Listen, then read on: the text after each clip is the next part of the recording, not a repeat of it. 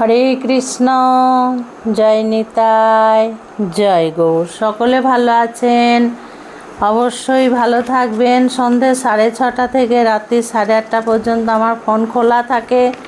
হয়তো বিশেষ কাজ বা কোথাও বাইরে গেলে তখন ফোনটা আমার অফ থাকে, বাকি সময় আমার খোলা থাকে। যারা দীক্ষা নিতে ইচ্ছুক তারা ফোন করবেন।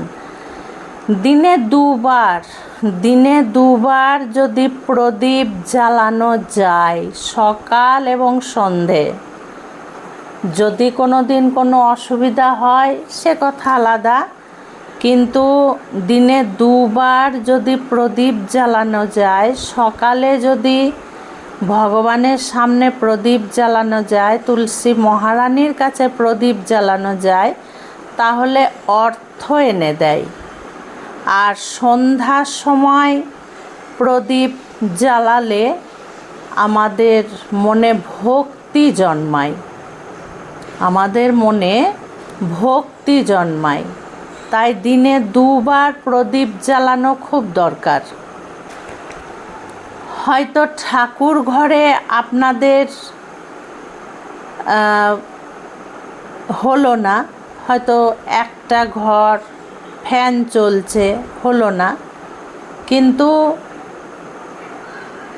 তুলসী মহারানীর কাছে জ্বালাবে। দিনে একবার বা দুবার তো জ্বালাতেই হবে। অসুবিধা থাকলে একবারও জ্বালাতে হবে। সকালে প্রদীপ জ্বালানোর চেষ্টা অবশ্যই করবেন।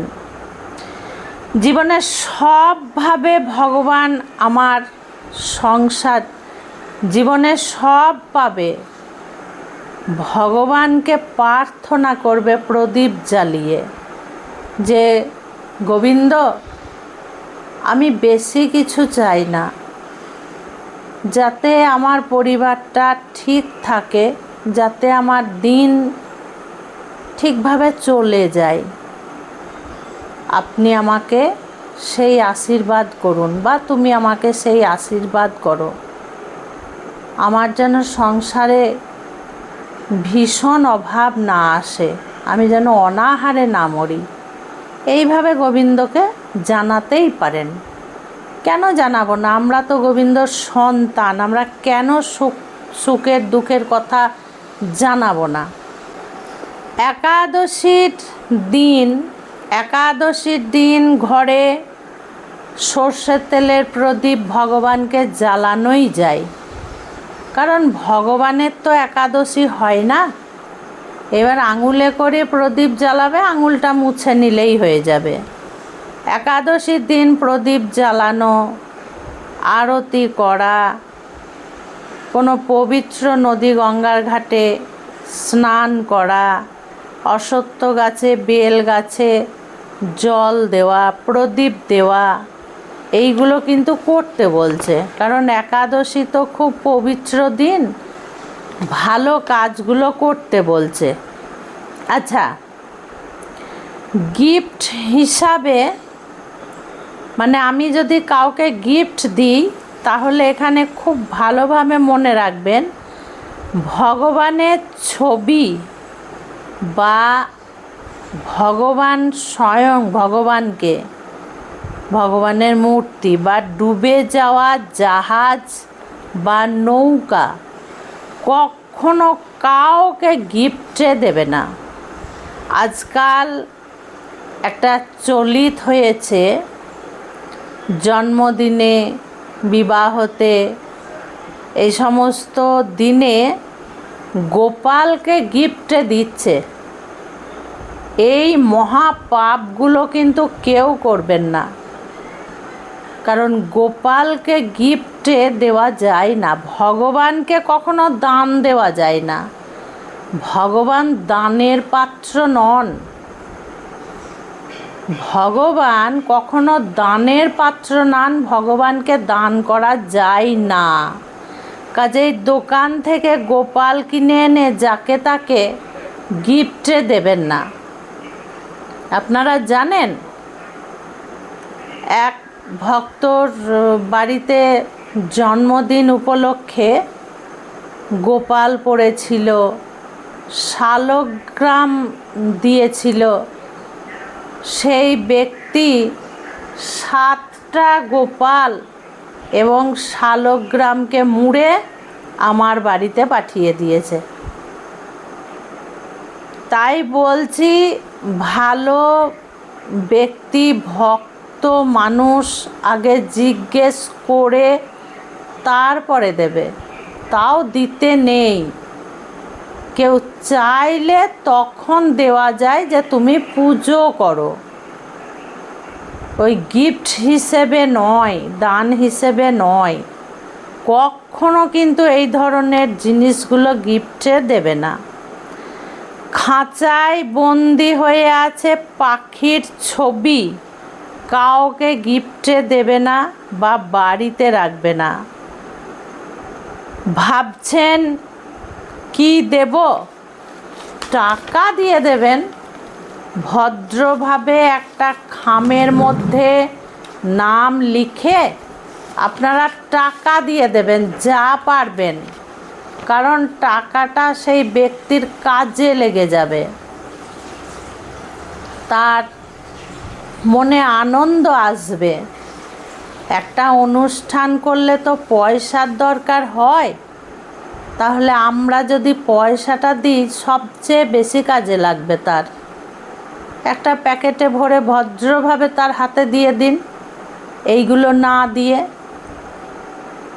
আর মায়েদের উদ্দেশ্যে একটা কথা,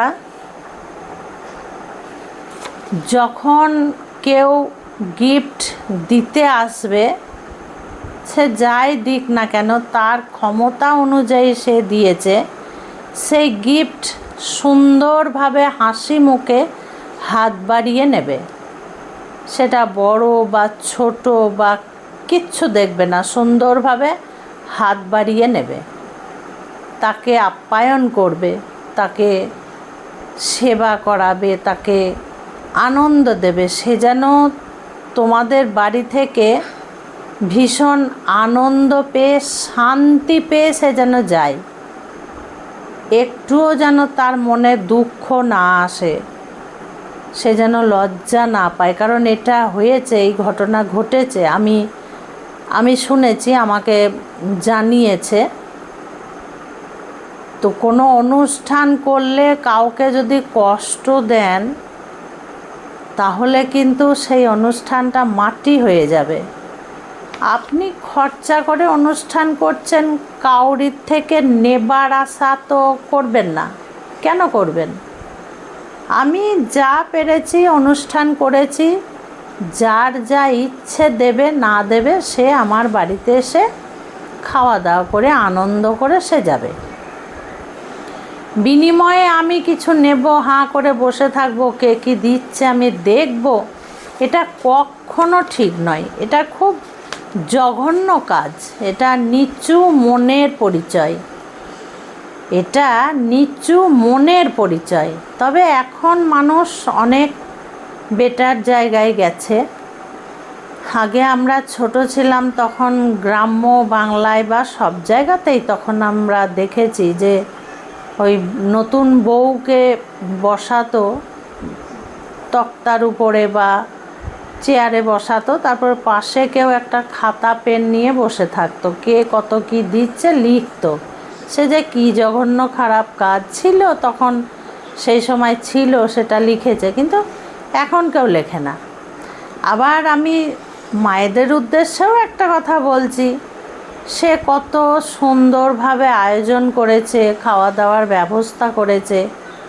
আপনাদের যদি দেওয়ার ক্ষমতা যদি 200 টাকা থাকে, তাহলে অবশ্যই দেবেন। সে জায়গায় 20 টাকা 50 টাকা কেন দেবেন? 200 টাকা যদি দেওয়ার ক্ষমতা থাকে দেবেন, অবশ্যই দেবেন। ঘুরে আপনিও সেটা রিটার্ন পাবেন। আপনারাও কাউকে দেওয়ার চেষ্টা করবেন, দেখবেন আপনাদেরকেও দেবে। আপনারাও যে ওই কিছু একটা দিলেই হবে, 50 টাকা দিয়ে কাঁচের একটা সেট এনে দিয়ে দিলাম, এটা করবেন না। একটু সুন্দরভাবে দেওয়ার চেষ্টা করবেন যাতে তার কাজে লাগে। এটাই হচ্ছে ভদ্র পরিচয়, এটাই হচ্ছে বুদ্ধিমানের পরিচয়, আর এইগুলোই হচ্ছে বড় মনের পরিচয়। সবচেয়ে বিষয় হচ্ছে বড় মনের পরিচয়। খুব ভালো থাকবেন, সুস্থ থাকবেন, প্রত্যেকটা ভিডিও দেখতে থাকবেন। আজকে আসছি। হরে কৃষ্ণ, জয় নিতাই, জয় গৌর।